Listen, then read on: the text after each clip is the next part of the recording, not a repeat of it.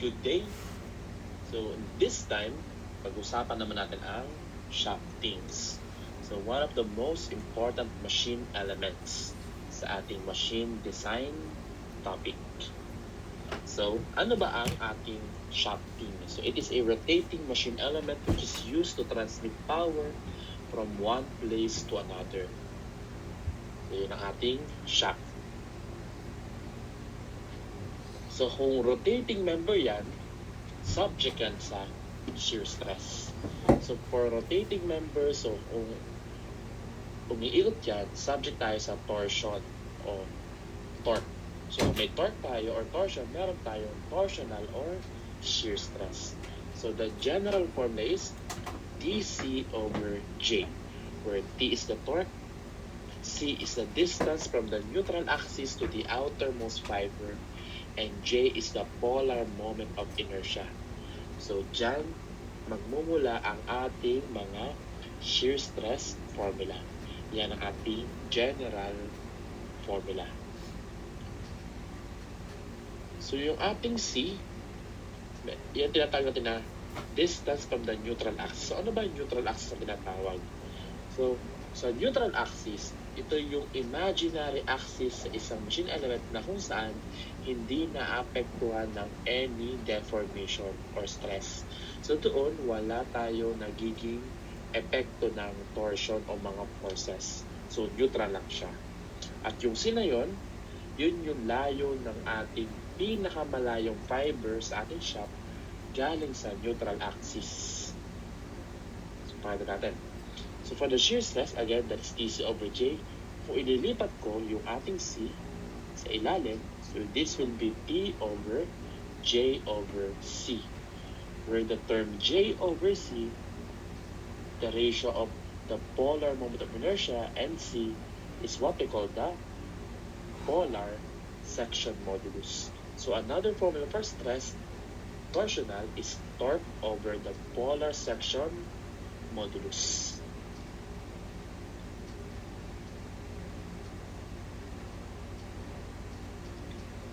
Or denoted as Z sub P.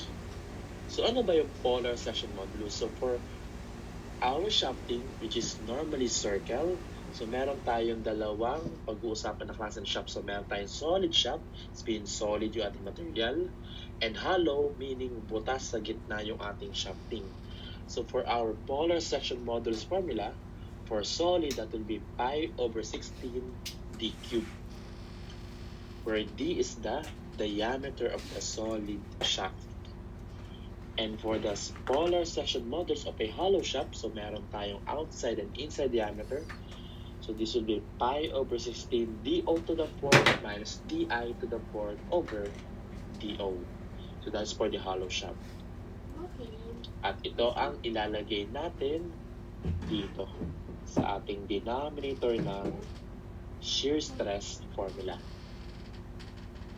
At kapag nilagay natin dyan ang ating polar section modulus, magkakaroon tayo ng derived formula for shear stress. So starting with the shear stress of solid shaft. So that will be 16T over pi d cubed. So itong formula to, dito yan nanggaling.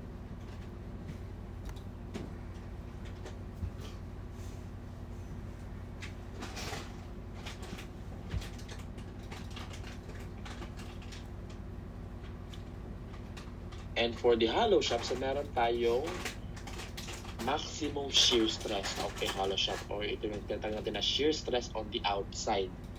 So this will be 16T times outside diameter divided by pi quantity do to the fourth minus di to the fourth. So that's the shear stress of a hollow shaft. O ito yung tinatawag natin na maximum shear stress of a hollow shaft. So, nakaspecify ha? Ito ay outside. Kasi meron din tayong shear stress on the inside. So, it is equivalent to 16T times inside diameter over pi do to the fourth minus di to the fourth. So, anong pagkakaiba? Kung napansin nyo, kapag shear stress on the outside, ang nasa numerator ay outside diameter. Kapag shear stress on the inside, ang kasama sa numerator ay inside diameter. So kapag hindi nakaspecify kung anong shear stress ang hinahanap sa hollow shock, so gamitin ang maximum, which is the stress on the outside.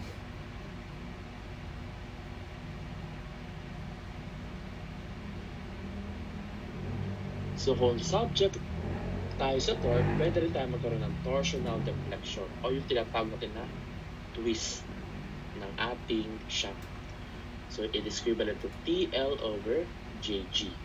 So of course ang TI, torque, L ay length ng shock, over J, alam natin ang J ay polar moment of inertia, at ang G, ito yung property ng ating material called the modulus of rigidity. At tandaan, ang unit na lalabas ito ay radians.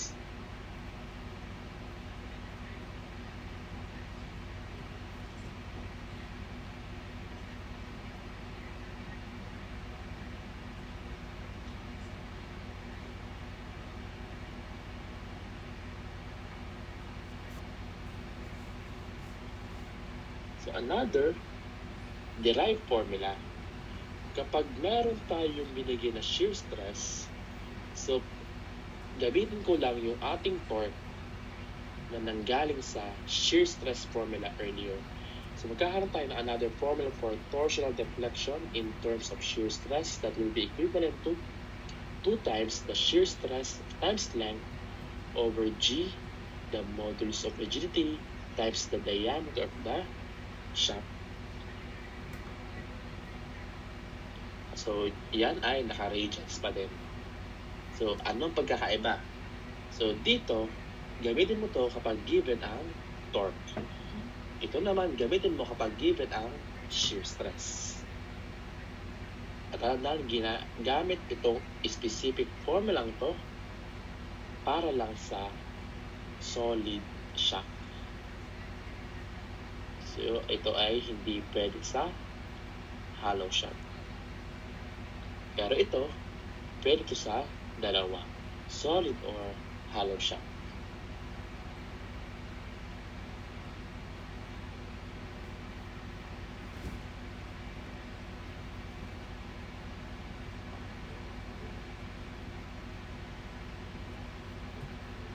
Of course, the power, kapag meron tayong torque, so the shock power will be 2 pi NT, where N will be in revolution per second, torque is normally in Newton meter, or pwede rin foot pound or inch pound. So yan yung original formula. Pero normally, may makaka-encounter tayo ng mga power na kailangan nating i-convert na paulit-ulit. So, for example, ang power ko naka-horsepower. Samantala ang aking N naka-revolution per minute at ating torque naka-inch pound. So, marami tayong pagdadaanan na conversion dyan. Kasi ang horsepower, gagawin ko muna ng foot-pound per minute. Ang inch pound, gagawin ko pang foot-pound. And so on and so forth. So, kapag nagkataon na ang power ko ay horsepower, at ang given na speed ay naka-revolution per minute or RPM, at ang torque ay inch pound, idiretso natin sa formula na NT over 63,025. So that is a formula for power na nanggaling lang din sa 2 pi NT. So ito, convenient to kapag nasusunod ang mga units na to.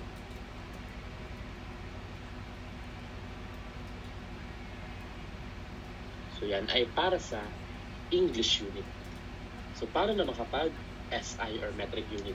So kapag ang power ko ay naka-kilowatts, ang speed ko naka-revolution per minute, at ang torque ay naka-newton millimeter. So meron tayong denominator na 9.549 times 10 raised to 6. So pag nasusunod ang, let's tayo sa formula ko.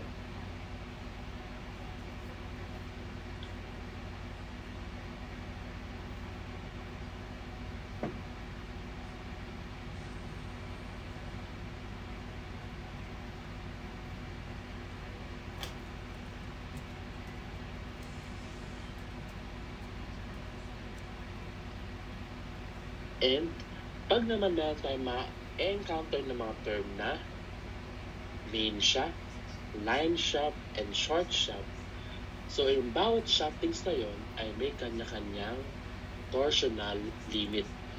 And kapag may limit ng mga shafting, meron din tayong limit sa kayang maproduce na power. For example, for a main power transmitting shaft, so our power in horsepower can be computed by ND cube over AP. Ang N dito naka-RPM at ang diameter ay naka-inches. So ND cube at meron tayong denominator na AP. So yan ay para sa main shaft. Kapag naman line shaft, ang maging denominator natin ay 53.5. Still following the units of horsepower, RPM, and inches. At kapag para naman sa short shaft, magiging 38 yung ating denominator. So tatlo yan, main shaft, ND cube over AP, line shaft, ND cube over 53.5, and short shaft, ND cube over 30.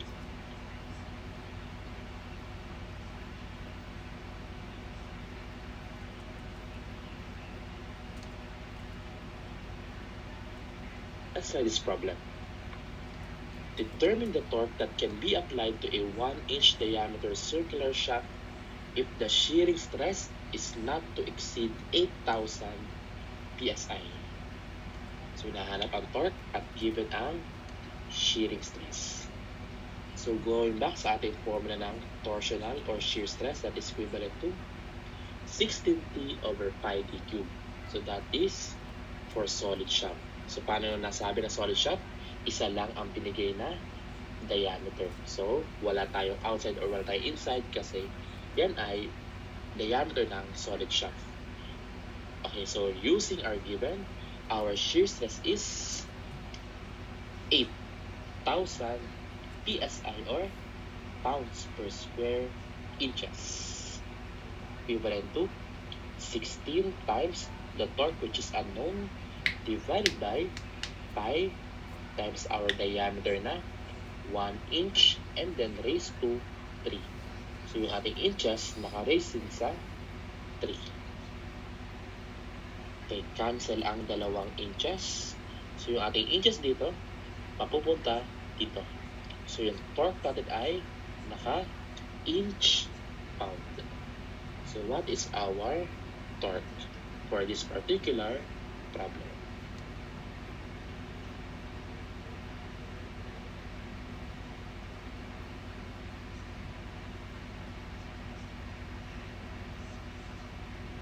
It is equivalent to 1,570.80 inch pound.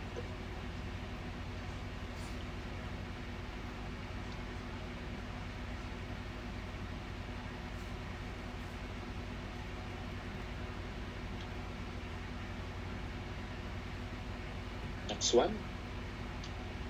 A steel shaft is subjected to a constant torque of 2,260 Newton meter. The ultimate strength and yield strength of the shafting material are 668 megapascal and 400 megapascal, respectively. Assume a factor of safety of 2 based on the yield point and endurance strength and shear. Determine the diameter of the shaft in inches. So, hinahanap ang diameter. So, meron tayong torque na given. Sabihin, it is subject to torsional stress or shear stress, which has a formula of 16T over pi d cube. So, ano mga given? Given ating torque, nawawala ang diameter. So, para maksap ang diameter, kailangan ko ng shear stress.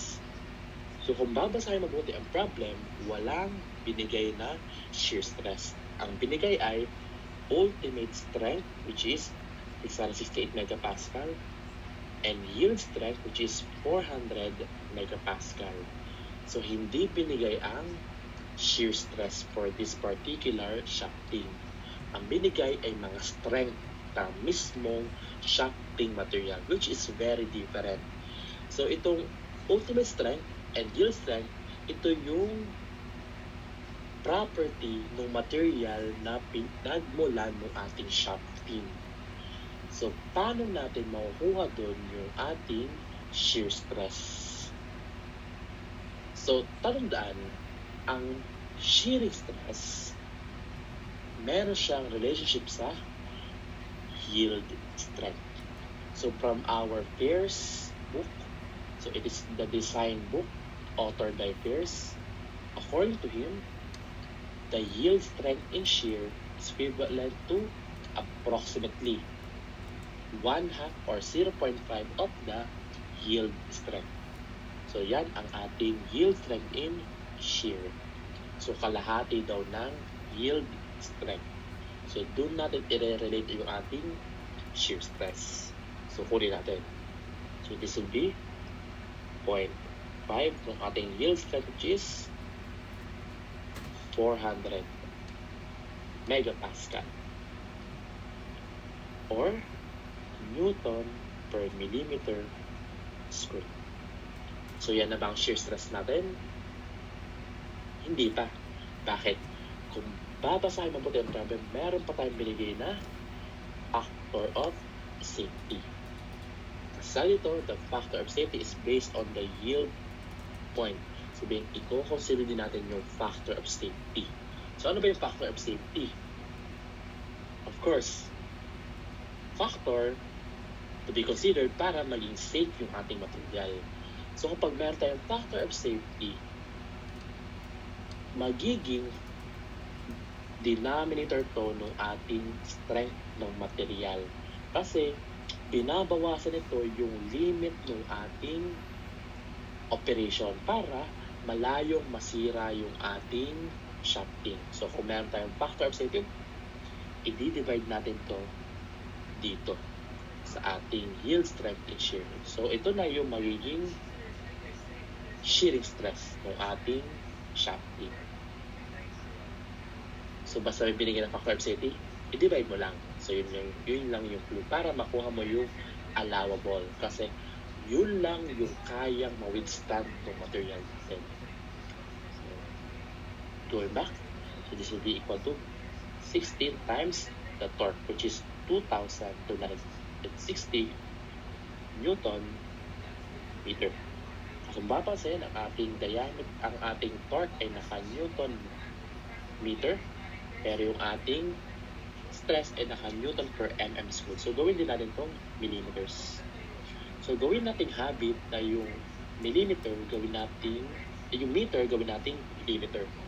Kasi normally ang stress natin ay naka-megapascal, which is Newton per millimeter squared. So we know that 1 meter is 1,000 millimeter.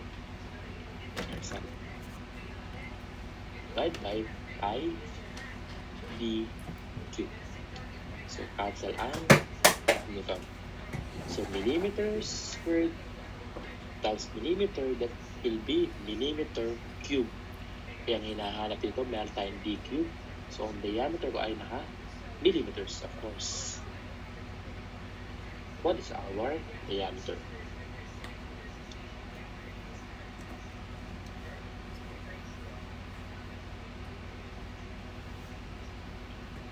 So meron tayong lalabas dyan na answer na naka millimeters.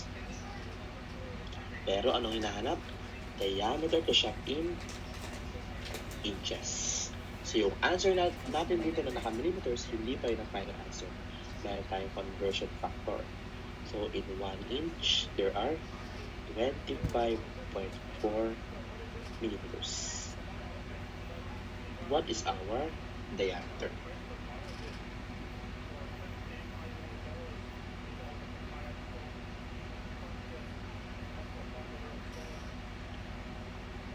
It is equivalent to 1.915 inches.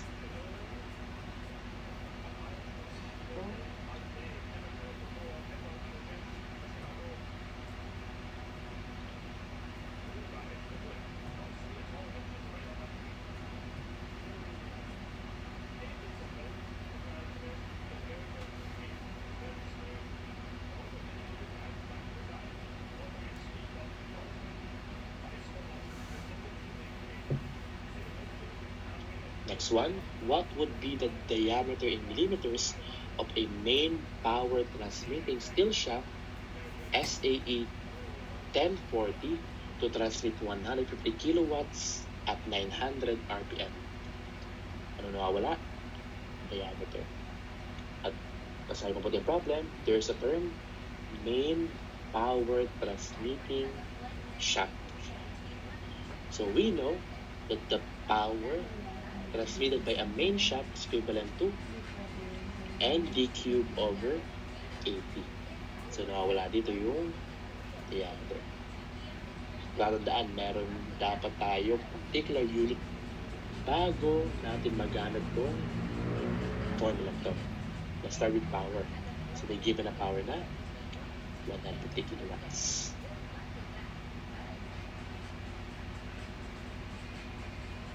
Kaso, yung power dito, kailangan naka horsepower. So convert natin. So in 1 horsepower, there are 0.746 kilowatts equal to N, which is 900 RPM, which is already the correct unit, times diameter cube over 80. What is our diameter? And we know the default unit of diameter here is inches.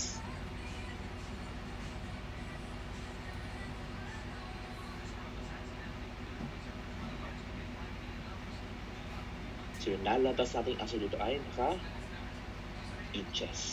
Kaso ang hinahanap ay diameter in millimeters. So convert natin. So in 1 inch, there are 25.4 millimeters. What is our diameter?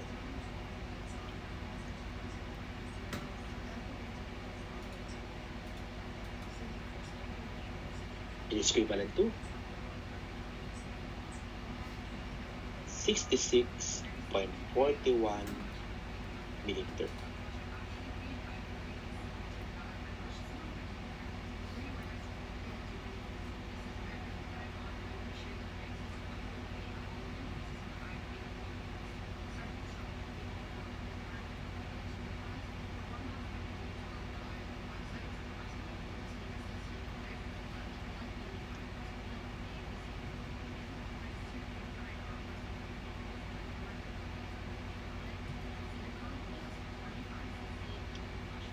Next one, a solid steel shaft having a diameter of 3 inches twists through an angle of 5 degrees in a 20 feet of length because of the action of a torque.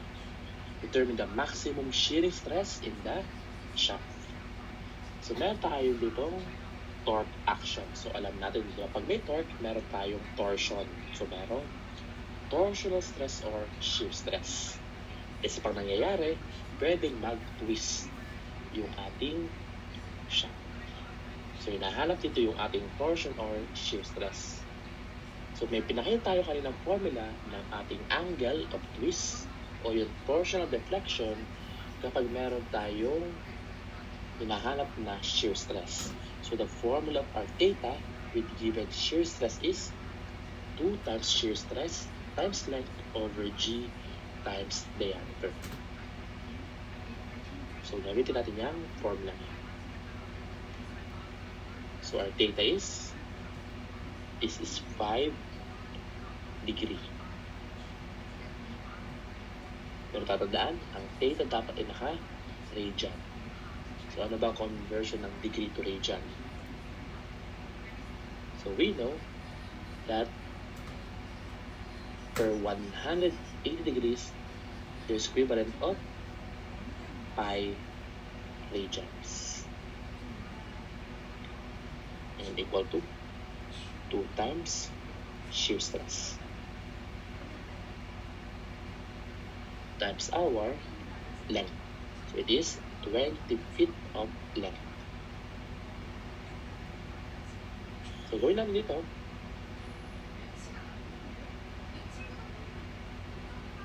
Nakapit mo na to. and then divide by G. So, ang G natin, or the modulus of rigidity, ito ay dependent sa material. So, it is a solid steel shaft. So, alam natin, kapag property ng steel, dapat hindi na yan kinakalimutan.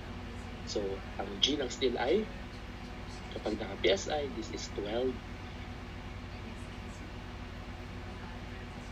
million PSI times our diameter, which is 3 inches.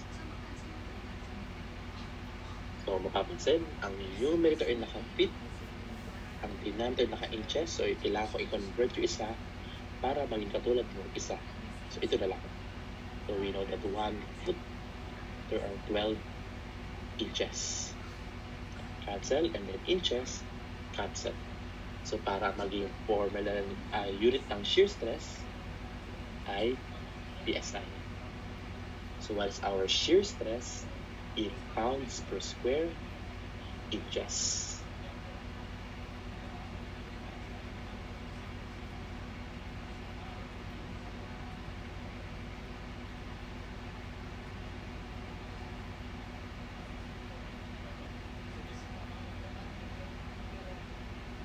It is equivalent to 6,544.98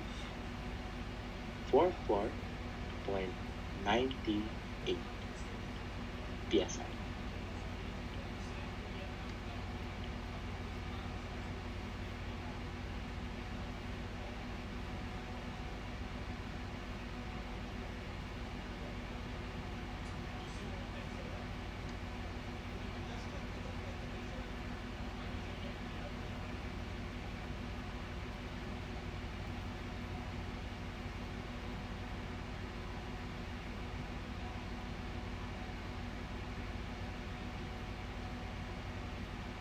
Next one, determine the angular deflection in degrees of a AE 1040 steel shaft in a length of 1/2 meter. The shear stress is 69 megapascal, shaft diameter 62 millimeters, and steel modulus of elasticity 79.3 gigapascal. Hinahanap ay angular deflection or theta. So, binigay ulit ang shear stress. So, gamitin ulit natin ang formula na 2 times shear stress times length over G times B. So, unknown ang ating theta. It will be 2 times. Our shear stress is 69 megapascal. So, ito yan. Our length is 1/2 meter. Over G, the modulus in shear, o yung ating 79.3 gigapascal.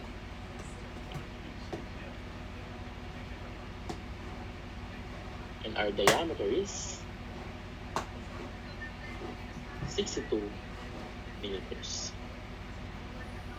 So, una, tatandaan, sa computation ng ating theta, dapat maka-cancel lahat ng unit. Kasi ang magiging unit natin dito will be radian. So, walang matitirang unit. So, for example, yung megapascal at gigapascal, kailangan nating i-balance. So, convert natin yung isa para maging katulad ng isa.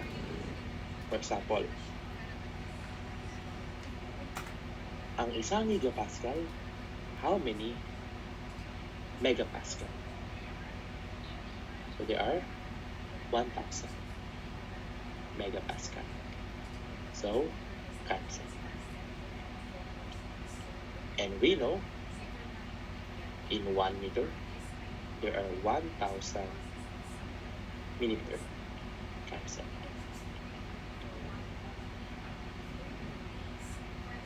So, walang tira. So, yan ay radian.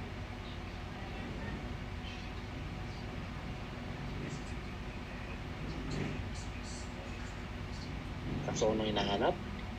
Angular deflection in degrees. So, convert natin. So, per pi radian, there are 180 degrees. So, what is our angular deflection?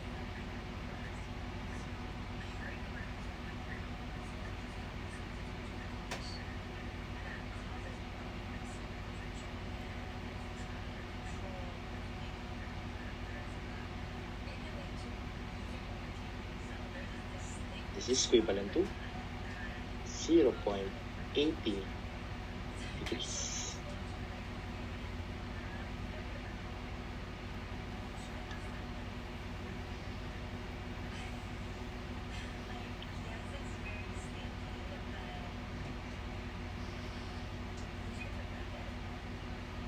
Next one, the maximum torque that can be applied to a hollow circular steel shaft of 120 mm outside diameter and 80 mm inside diameter without exceeding a shearing stress of 80 megapascal. So for a hollow shaft, so hinahanapan tayo ng maximum torque at may binigay na shear stress. At meron tayong term dito na maximum. So kapag maximum, it's referring to the outside. So for the outside shearing stress, that will be 16T times outside diameter divided by pi times DO to the fourth times DI to the fourth. Okay, let's start with shearing stress of 80 megapascal or Newton per millimeter square, equivalent to 16 times our torque, which is unknown, multiplied by the outside diameter of 120 millimeters. Divide by pi times outside diameter of 120 and then raised to 4 minus inside diameter of 80 raised to 4. So ito magiging millimeter to the fourth. Okay, so cancel ang dalawang millimeter at cancel ang isa pa. So natitira Newton times mm. This will be our torque.